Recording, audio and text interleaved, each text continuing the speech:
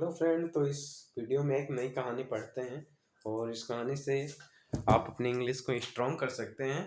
मैं हर सेंटेंस का हिंदी में अनुवाद करूंगा जिससे आपको समझ में आए। अगर आपको प्रोनाउंसिएशन में परेशानी हो रही है तो हर वर्ड का करेक्ट प्रोनाउंसिएशन करूंगा जिससे आप सही से समझ सकें और अपनी इंग्लिश को स्ट्रॉन्ग कर सकते हैं। तो बिना किसी देरी के बढ़ते हैं। पहले चैप्टर का नाम जो है उसको पढ़ते हैं, unlucky boy, sorry unlucky John. अलक्की मतलब आपको पता है भाग्यशील, अनलक्की मतलब जो भाग्यशील ना हो, जॉन। तो एक लड़के की कहानी है, अनलक्की जॉन। जॉन एक लड़का है। तो शुरू करते हैं चैप्टर को पढ़ना। John was a cheerful boy. जो जॉन है वो बहुत खुश हाल लड़का है। चीयरफुल मतलब बहुत खुशहाल। He had happily served his master for 7 year.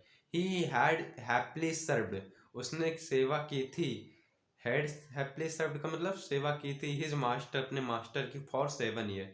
Time के लिए फॉर आता है बच्चों, 10 साल के लिए फॉर 10 ईयर, 5 साल के लिए फॉर 5 ईयर, 7 ईयर के लिए फॉर 7 ईयर। उसने 7 ईयर अपने मास्टर की सेवा की थी। Now he left for home. अब वो घर के लिए चल दिया था। अब वो घर के लिए चल दिया था। लीव का सेकंड फॉर्म लेफ्ट होता है।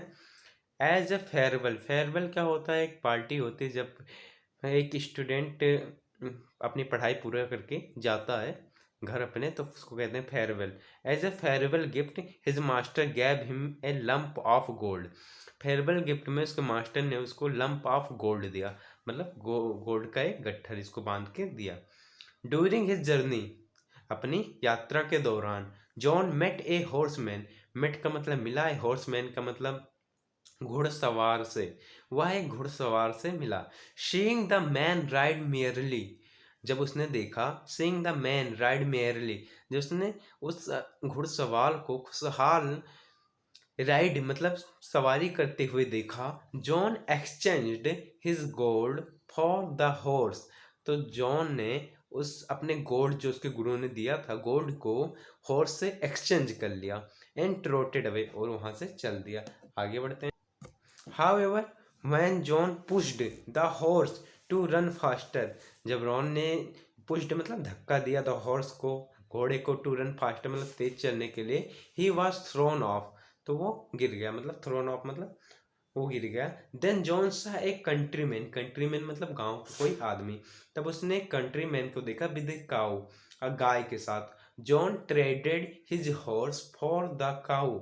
ट्रेड का मतलब साझा करना, व्यापार करना अपने सामान का, या बाय करना, सोल्ड करना, ट्रेड का मतलब।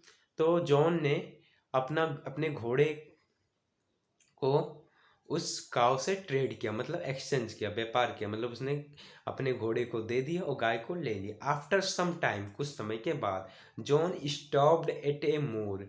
जॉन एक मोर पे रुका। मोर का मतलब होता है एक ओपन ग्राउंड, खुला मैदान जहां हम रेस्ट कर सकें।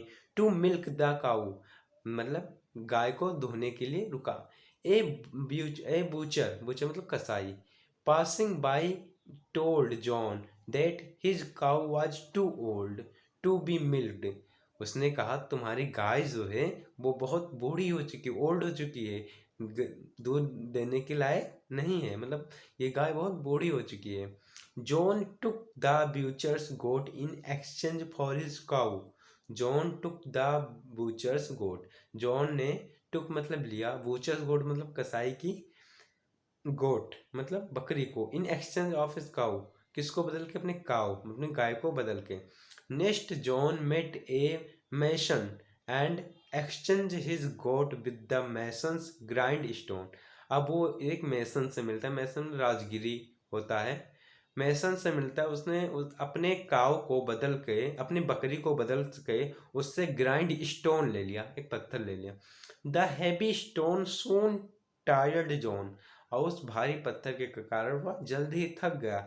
ही went to a well to drink water. He went मतलब गया, टू ए वेल का मतलब कुएं के पास, टू ड्रिंक मतलब पीने के लिए, वाटर मतलब पानी, वह पानी पीने के लिए कुएं के पास गया। And dropped the stone inside by mistake. Dropped का मतलब नीचे गिर जाना, और ड्रॉप्ड मतलब डाल दिया, तो गलती से उसने स्टोन को नीचे डाल दिया, बाय द मिस्टेक। कुएं के अंदर डाल दिया। जॉन रैन होम, और जॉन घर दौड़ा। इम्प्टी हैंडेड, खाली हाथ, बट स्टिल हैप्पी, लेकिन वह अभी भी खुश था। तो मिलते हैं नेक्स्ट वीडियो में। Thank you.